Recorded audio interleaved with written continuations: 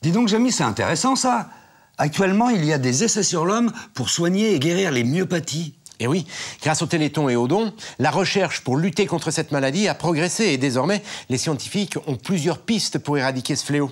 La thérapie génique, La thérapie cellulaire, le saut d'Exon. la chirurgie du gène et parfois même toutes ces techniques réunies. Et dis-moi, j'ai envie d'en savoir plus. Je vais aller faire un petit tour à Évry, tu sais, au Généton. Je l'ai à l'œil.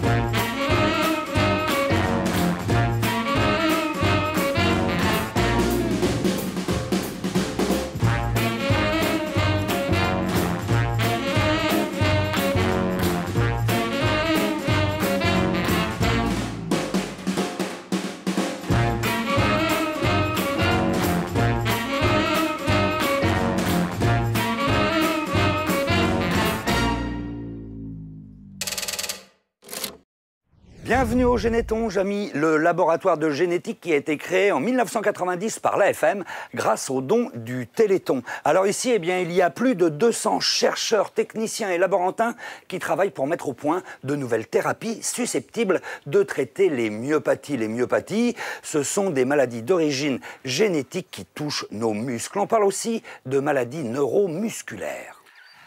La plus connue d'entre elles et la plus répandue chez l'enfant, c'est la dystrophie musculaire de Duchenne.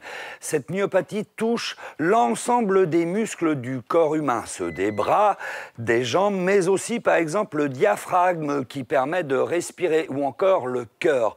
En fait, tous ces muscles dégénèrent petit à petit et arrêtent de fonctionner à cause de l'absence d'une protéine, la dystrophine, qui est indispensable au bon fonctionnement de nos muscles. Alors depuis les années 90, de nombreuses avancées ont eu lieu ici, au Généton et partout dans le monde, pour guérir la myopathie de Duchenne et à travers elle, d'autres maladies génétiques. En effet, cette myopathie est l'une des maladies génétiques les plus complexes et tous les progrès thérapeutiques réalisés pour la soigner servent déjà et serviront encore à traiter d'autres myopathies, mais aussi des cancers ou encore, par exemple, des maladies génétiques qui touchent la vue. Mais avant de découvrir toutes les pistes thérapeutiques, il serait bon, Jamy, de faire un rappel sur la myopathie de Duchenne qui, à ma connaissance, est due à un gène mutant. C'est bien ça? Exactement. Tout se passe ici, au niveau des muscles. Comme la peau, les vaisseaux sanguins et tous les tissus qui composent notre organisme, les muscles sont constitués de cellules, de longues cellules. Notre patrimoine génétique se trouve ici, dans le noyau de chacune de nos cellules. Très souvent, il est représenté sous la forme de petits bâtonnets qu'on appelle des chromosomes. Il y en a 23 paires. La moitié est léguée par notre mère, l'autre moitié par notre père. Chaque chromosome est constitué d'un long filament d'ADN qui se présente, vous le savez, sous la forme d'une échelle vrillée dont les barreaux sont eux-mêmes constitués d'éléments chimiques qui sont toujours assemblés de la même manière. Un A avec un T, un G avec un C. Alors ce patrimoine génétique est propre à chacun d'entre nous. C'est lui qui détermine nos caractères, la couleur de nos yeux par exemple, mais pas seulement. Le patrimoine génétique contient aussi toutes les données nécessaires à nos cellules pour qu'elles fabriquent ce dont l'organisme a besoin pour fonctionner correctement. Ces données forment des gènes. Un gène, c'est donc un morceau d'ADN, plus ou moins long. C'est en quelque sorte un ordre, un plan de fabrication, un programme, si vous préférez, qui va permettre à la cellule de produire une protéine, autrement dit, une molécule nécessaire au bon fonctionnement de l'organisme. Eh bien, dans le cas de la myopathie de Duchenne, la protéine qui est touchée s'appelle la dystrophine. Elle est indispensable pour que les muscles fonctionnent correctement. D'accord, Jamy, mais la cellule, comment fait-elle pour lire le plan de fabrication de la dystrophine? Elle est un architecte? Eh bien, pour fabriquer la dystrophine, la cellule musculaire dispose de petites usines, les ribosomes, qui se trouvent à l'extérieur du noyau. Seulement, le plan de fabrication de cette protéine, le gène, se trouve quant à lui à l'intérieur du noyau. Pour fabriquer la dystrophine, il faut donc commencer par en faire une copie, une transcription plus exactement.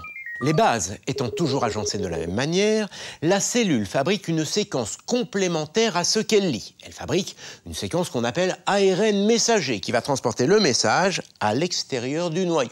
Puis, ce message est lu par les ribosomes qui en déduisent le contenu du gène et qui produisent, suivant les instructions, la protéine correspondante. Concrètement, les protéines sont fabriquées à partir d'acides aminés, de toutes petites molécules qui sont soit fabriquées par l'organisme, soit proviennent de notre alimentation. Quand le ribosome lit 3 bases, il attribue un acide aminé, 3 autres bases à un autre acide aminé, etc., etc.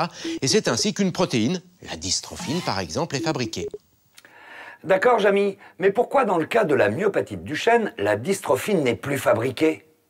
Eh bien le problème, c'est que parfois les gènes mutent. Ils se transforment. Concrètement, un T peut se retrouver à la place d'un G, par exemple. C'est ce qu'on appelle un gène mutant.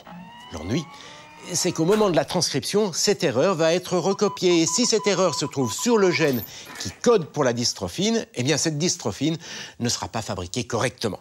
Parfois même, la mutation indique à la machinerie d'arrêter prématurément la fabrication de la protéine. C'est ce qu'on appelle un codon stop. Dans ce cas, la dystrophine n'est plus fabriquée entièrement. Sans dystrophine, ou avec une dystrophine qui ne fonctionne pas, les muscles fonctionnent très mal et les fibres musculaires se détériorent. Il existe au moins 8000 maladies génétiques différentes, plus ou moins invalidantes. Grâce au progrès de la génétique et au séquençage du génome humain réalisé au Généton, on a identifié précisément les gènes responsables de plus de 2700 maladies. Le gène responsable de la myopathie de Duchenne a été l'un des premiers identifiés dès 1986 par le généticien américain Anthony Monaco. C'est le plus long gène du corps humain et les mutations peuvent donc intervenir en différents endroits. C'est une des raisons pour laquelle cette maladie génétique est l'une des plus complexes. La myopathie de Duchenne, en quelque sorte, c'est une maladie pilote parce que c'est un concentré de difficultés, de barrières à franchir. C'est un très gros gène, le plus grand gène humain connu. C'est une maladie qui touche la moitié de la masse de l'organisme, les muscles. Du coup, ça a amené les chercheurs à développer toutes sortes de stratégies pour franchir ces barrières. Et donc, toutes ces recherches qui se sont développées progressivement et en parallèle, concentrées sur la myopathie de Duchenne, elles voient aussi des applications pour bien d'autres maladies. Alors, une des premières pistes étudiées consiste à remplacer le gène malade par un gène sain. Plus précisément, il s'agit d'ajouter aux cellules musculaires malades un gène sain leur permettant de produire correctement la fameuse dystrophine. Ça, c'est ce que l'on appelle la thérapie génique. On va aller voir comment ça se passe. Faut bien se couvrir. Hop, c'est parti. Je suis ici dans un laboratoire de type L3 où l'on étudie toutes sortes de virus, ce qui explique cette tenue de protection. En effet, pour transporter le gène sain dans les cellules malades, eh bien, il nous faut un véhicule, un vecteur, comme disent les scientifiques. Eh bien, ces vecteurs, on les trouve du côté de nos meilleurs ennemis, les microbes, plus précisément les virus et certaines bactéries. Regardez bien, le voici, notre client. Lui, c'est un virus de la famille du VIH, le virus responsable du sida. Mais je vous rassure tout de suite, il est totalement débarrassé de son potentiel nuisible. Autrement dit, il n'est plus du tout dangereux. Donc le principe consiste à intégrer le gène sain dans ce virus. Ensuite, on met ce virus au contact des cellules malades et on le laisse faire.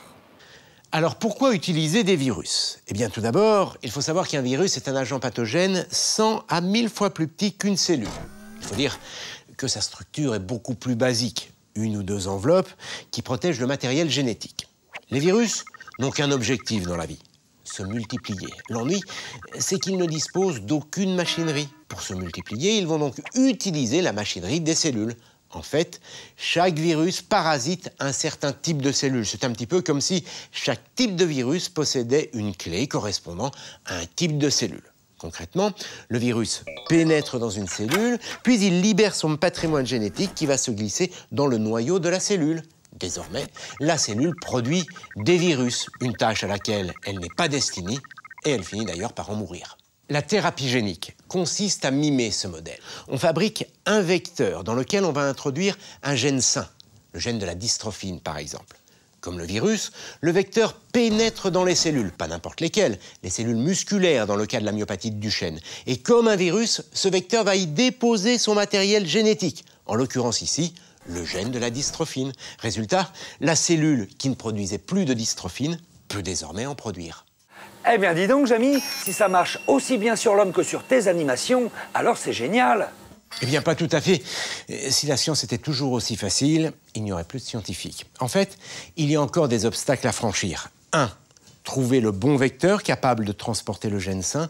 Et 2. Le produire en grande quantité. Oui, mais tu sais que grâce à ces bioréacteurs, on sait déjà produire des vecteurs en grande quantité. D'ailleurs, ceux que l'on est en train de fabriquer ici vont servir aux prochains essais sur l'homme. Donc tu vois, ça avance. Exact, mais il reste encore 2 autres obstacles majeurs à franchir. Le premier, c'est de faire en sorte que le vecteur atteigne tous les muscles de l'organisme, et je vous rappelle au passage que les muscles représentent la moitié de la masse corporelle. Le second, c'est d'empêcher le système immunitaire de lutter contre les vecteurs. Dès 1995, le Généton a exploré la voie de la thérapie génique et les premiers essais sur l'homme ont commencé à l'hôpital Necker pour les bébés bulles. En septembre 2000, à l'Institut de myologie, 9 malades recevaient des injections intramusculaires de plasmide, un vecteur d'origine bactérienne qui est l'un des rares à pouvoir transporter en intégralité le gène de la dystrophine. Ce premier essai de transfert de gènes, c'était la première marche d'un escalier très long à gravir, avec beaucoup de marches. C'était la première marche, elle était nécessaire. Il fallait démontrer qu'on était capable de faire fabriquer une protéine qui n'avait jamais été fabriquée par les malades, mais très localement, parce qu'il fallait y aller avec beaucoup de précautions, puisque rien n'avait jamais été fait dans ce domaine. Cet essai clinique a pu démontrer que quelques fibres musculaires malades ainsi corrigées pouvaient produire de la dystrophine et que celle-ci n'était pas rejetée par l'organisme. Les recherches visent désormais à améliorer l'efficacité et la diffusion du plasmide avant de lancer une grande étude sur l'homme en collaboration avec les Américains. Maintenant, Jamy, on change de décor pour parler d'une autre méthode dans laquelle il n'est plus question d'apporter un gène sain, mais de réparer un gène malade. C'est pour ça que l'on parle de chirurgie du gène. Ça se passe ici. D'ailleurs, il faut préciser qu'il existe plusieurs techniques, mais l'une des plus prometteuses s'appelle le saut d'Exon. En résumé, le principe consiste à masquer la mutation présente sur l'ARN de la dystrophine. Et pour cela, on utilise des petits bouts d'ARN comme des petits pansements que l'on injecte dans le corps et qui vont aller jusqu'aux cellules. Et ces petits pansements, eh bien, ils vont se coller tout autour de la zone mutée et finir par la masquer. Et vous savez quoi ? Ça marche. Si, venez voir. Ces images représentent des coupes de muscles de souris. Tout ce qui est en rouge, c'est la dystrophine. Ici, on a une souris saine et ici, une souris malade avec une déficience en dystrophine. Et bien après injection des petits pansements dont je vous parlais, regardez bien, 1 mois après, la dystrophine est à nouveau produite et encore mieux, la dystrophine est présente 6 mois après le traitement. Pas mal, non? Alors, Jamy, tu peux m'expliquer ce qui s'est passé? Pour comprendre, il faut encore préciser les choses. Un gène, en fait, ne contient pas que des données utiles. Certaines, apparemment, ne servent à rien. Avant de se lancer dans la fabrication d'une protéine, la cellule fait donc naturellement le tri. L'ARN messager, qui transporte la copie de la totalité du gène, est nettoyé. Les séquences inutiles, qu'on appelle des introns, sont retirées du message, tandis que les séquences utiles, les exons, sont mises bout à bout. Et c'est seulement à partir de ce message que la cellule musculaire va fabriquer de la dystrophine, par exemple. En ce qui concerne la myopathie de Duchenne, 15% des mutations se produisent sur l'exon 51. On l'a vu, il suffit d'un changement de lettre et la cellule ne fabrique plus la dystrophine. Eh bien, après des années de recherche, les scientifiques ont réussi à contourner le problème en utilisant les propriétés mêmes de la cellule. Ils ont réussi à produire des petits morceaux d'ARN capables de repérer l'exon 51, celui sur lequel a eu lieu la mutation. On parle d'ARN antisens. Ainsi, au moment où la cellule effectue le tri entre introns et exon, eh bien la séquence défectueuse, encadrée par ces 2 pansements, est considérée comme une séquence inutile. La machine saute donc l'exon muté, l'exon 51. Voilà pourquoi on parle de saut d'exon.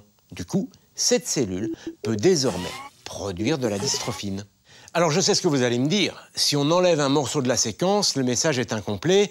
La protéine le sera donc elle aussi. C'est vrai. Seulement cette protéine est tellement longue que dans la majorité des cas, elle reste malgré tout fonctionnelle. Le saut d'exon a eu des résultats très encourageants, à la fois sur la souris, mais également sur le chien myopathe. Pour réaliser ce saut d'exon, 2 grandes méthodes d'administration sont étudiées. La première consiste à injecter directement, soit dans les muscles, soit dans le sang, ces petits pansements d'ARN qu'on appelle les oligonucléotides antisens. Les premiers essais sur l'homme ont débuté en Belgique et en Suède. Mais cette méthode n'est pas sans inconvénients. Si les oligonucléotides pénètrent efficacement dans les muscles, ils entrent beaucoup plus difficilement dans le cœur. De plus, ces oligonucléotides ne restent pas très longtemps dans l'organisme. Les malades devront donc s'en injecter régulièrement et suivre ce traitement à vie. La seconde méthode du saut d'exon consiste à utiliser un vecteur du virus AAV. L'idée de l'utilisation d'un vecteur repose sur le fait qu'on va amener un gène dans les cellules. Ce gène va fabriquer des oligonucléotides. Donc c'est la cellule qui va fabriquer ces oligonucléotides elle-même pour réaliser le saut d'exon. Et le vecteur, lui, est capable de rester longtemps dans les cellules. Et de cette manière, on pérennise la fabrication des oligonucléotides dans l'organisme. Des études sont en cours pour réduire la capacité du système immunitaire à neutraliser ce vecteur. Parallèlement, et pour améliorer la diffusion de ce vecteur dans l'organisme, les scientifiques travaillent sur une nouvelle voie d'administration par circulation extracorporelle. Cette technique déjà utilisée en chirurgie cardiaque nécessite encore des mises au point, notamment pour contourner les filtres naturels que sont les reins, le foie ou encore les poumons. Toutes les méthodologies qu'on développe à ce stade sont des méthodes qui peuvent se combiner et qui se combineront, c'est à peu près sûr.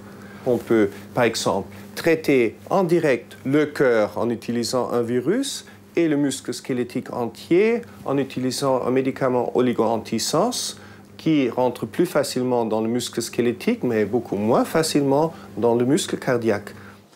Bon, bah voilà, Jamy. Le saut d'exon, apparemment, c'est pour bientôt. On a la solution.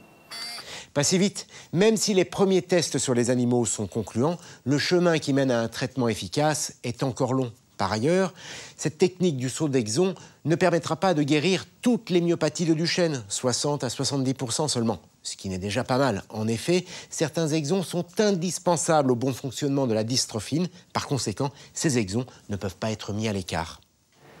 Et ce n'est pas tout, Jamy. Dans la chirurgie du gène, il y a une autre voie thérapeutique qui vient de faire son apparition. Cette fois, il ne s'agit plus de masquer la mutation, mais bien de réparer intégralement le gène malade. Cette technique s'appelle la recombinaison par les méganucléases. Tu vas comprendre. Bon, je précise quand même que la technique est encore expérimentale. On commence tout juste à l'étudier, mais le principe est assez simple. C'est un peu comme lorsque l'on fait un coupé-collé sur un ordinateur. Grâce à des enzymes qui jouent en quelque sorte le rôle de ciseaux, regardez bien, on coupe le gène muté. Et ensuite, eh bien, c'est la cellule qui se charge de coller un gène sain. Comme ça. Ça paraît un peu magique, non ? C'est vrai, dit comme ça, on croirait de la science-fiction. Et pourtant, c'est un phénomène qui se déroule naturellement dans nos cellules. Cette piste thérapeutique de recombinaison par les méganucléases repose sur deux phénomènes naturels. Le premier, c'est justement l'action des méganucléases. Ce sont en quelque sorte des ciseaux à ADN, des enzymes qui reconnaissent puis coupent des bouts prédéterminés de l'ADN. Le second, c'est la recombinaison, la réparation de l'ADN faite par les cellules elles-mêmes. En fait, on l'a vu, la moitié du patrimoine génétique provient de la mère, l'autre moitié du père. Voilà pourquoi on parle de paire de chromosomes. Ainsi, la plupart des gènes existent en deux copies, un sur le chromosome maternel, l'autre sur le chromosome paternel. Et c'est très pratique. Si une version est abîmée, eh bien la cellule va recopier celle qui se trouve sur l'autre chromosome. Mais dis-moi, Jamy, si c'est un phénomène naturel, alors pourquoi ça ne répare pas naturellement le gène malade ? Eh bien parce que dans le cas de la myopathie de Duchenne, ce n'est pas un gène abîmé, c'est un gène muté. L'idée thérapeutique serait donc d'introduire grâce à un vecteur une molécule composée à la fois des fameux ciseaux ADN et d'un gène médicament, un gène sain, qui va ensuite être copié par la cellule et inséré à l'ADN à la place du petit morceau qu'on a retiré. L'énorme avantage de cette piste thérapeutique, par rapport à la thérapie génique classique, c'est de cibler très précisément la zone du génome à réparer. En effet, avec la thérapie génique classique, on n'est jamais sûr de l'endroit où le gène médicament va s'insérer, ce qui parfois peut se révéler dangereux. Dis-moi, Jamy, ça paraît vraiment être la solution idéale, non ? Ça permettrait de soigner toutes les mutations de la myopathie de Duchenne et de façon définitive. Exact. Mais on n'en est encore qu'au stade expérimental. Il faut maintenant construire les méganucléases qui cibleraient le gène de la dystrophine musculaire de Duchenne et ensuite trouver le bon vecteur pour les envoyer dans tout l'organisme. Pour tester cette nouvelle piste sur l'homme, l'AFM investit actuellement plus de 8 millions d'euros pour fabriquer des méganucléases capables de cibler 7 gènes responsables de maladies rares, comme la myopathie de Duchenne ou encore la drépanocytose. Comme pour tout nouveau concept thérapeutique, la recombinaison par méganucléase doit tout d'abord faire ses preuves sur des cellules malades, puis sur des animaux. Ce n'est qu'après le succès de ces premiers tests que peuvent débuter les essais cliniques sur l'homme. Pour les maladies rares, ces études sur l'homme sont découpées en 2 grandes phases. La phase 1 permet de vérifier la non-toxicité du traitement, la phase 2 de prouver son efficacité. Avant une mise sur le marché d'un médicament, il faut donc entre 7 et 15 ans de travail. Allez Jamy, maintenant je t'emmène à l'Institut de myologie situé dans l'hôpital de la Pitié-Salpêtrière à Paris. Cet institut consacré aux maladies neuromusculaires a été créé en 1996 par l'AFM, encore une fois grâce au don du Téléthon. C'est ici notamment que les patients viennent pour se faire diagnostiquer et pour se faire suivre. On y va. Alors si nous sommes ici, eh bien c'est pour vous parler d'une étude prometteuse, du moins on le souhaite, une étude réalisée actuellement sur des patients dans plusieurs pays pour mettre au point, pour tester un nouveau médicament, l'Atalurène. Alors des médicaments, on sait qu'il en existe déjà, mais ils traitent certains symptômes de la maladie, par exemple l'insuffisance cardiaque ou encore ils permettent d'améliorer la motricité des malades. Là il s'agit d'un médicament qui pourrait permettre de guérir la maladie elle-même, ou plus exactement, un certain type de myopathie de Duchenne. Je vais vous présenter Thomas Voigt qui coordonne l'étude au niveau national. Bonjour Thomas. Bonjour Fred. Alors expliquez-nous assez simplement comment agit ce médicament. Ce médicament est capable de s'interposer entre l'ARN, qui porte une mutation STOP, et l'usine des ribosomes qui en fait produire une protéine. En se collant entre les deux, le médicament est capable de faire sauter la mutation STOP pour que la cellule produise une protéine. Plus on prend ce médicament, plus on peut espérer en fait que la cellule produise la dystrophine, de Exactement. mieux en mieux. Oui, c'est ça le principe, exactement. D'accord. Alors, dites-nous, cette mutation STOP, elle concerne combien de patients? Cette mutation STOP se trouve, d'après nos bases de données, entre 8 et 13% des garçons atteints d'une maladie de Duchenne, sachant qu'une mutation STOP, ça se trouve dans toutes les maladies monogéniques avec des fréquences variables. Donc, si ce médicament fonctionne, ça peut être un médicament pour beaucoup d'autres maladies monogéniques, sachant qu'il y a aussi un essai phase 2B en cours pour la mucoviscidose avec ce médicament. Alors, en clair, là, on est en phase 2 de l'étude, on est au printemps 2009. C'est quoi l'objectif? Le premier objectif, c'est de finir l'étude dans de bonnes conditions fin 2009 pour avoir le premier résultat en printemps 2010. Et puis, si les résultats sont très convaincants, très nets, c'est plus facile de convaincre les agences réglementaires de permettre une mise au marché de ce médicament. Si tout va bien, ça va prendre quand même entre 1 an et demi et 3 ans après la fin de l'étude. Une autre piste pharmacologique prometteuse est également en cours de développement. Cette dernière n'agirait pas directement sur la maladie, mais favoriserait la régénération des muscles. Ainsi, sous traitement, les fibres musculaires des malades se détérioreraient toujours, mais elles seraient aussitôt remplacées, préservant ainsi la force des patients. Ce traitement agit sur la myostatine. La myostatine, c'est une hormone dont le gène a été découvert dans les années 90 en observant des bovins particulièrement musclés. Et en réalité, ces animaux ont une mutation dans le gène qui code pour la myostatine. Et c'est comme ça qu'on a remonté le fil de la pelote de laine et on s'est aperçu que la myostatine est une hormone qui freine la croissance du muscle. L'idée thérapeutique serait donc de neutraliser la myostatine et ainsi libérer la capacité du muscle à grossir. Ce principe pourrait s'appliquer aux maladies pour lesquelles on observe une perte musculaire. C'est le cas notamment des myopathies, mais aussi du cancer ou du sida, où la fonte musculaire met en jeu le pronostic vital. Parallèlement, des milliers de molécules pharmacologiques ont été testées au hasard sur des vers génétiquement modifiés, les vers C. elegans. Suite à ce criblage aléatoire, une bonne demi-douzaine de médicaments ont prouvé qu'ils amélioraient la fonction musculaire. Ils sont désormais testés sur les souris. Il existe une autre grande voie de recherche que l'on appelle la thérapie cellulaire. Comme son nom l'indique, elle consiste à intervenir au niveau de la cellule et non pas du gène. En fait, l'objectif, c'est de réussir à injecter aux personnes atteintes de myopathie de Duchenne des cellules capables de réparer leurs muscles. Venez voir.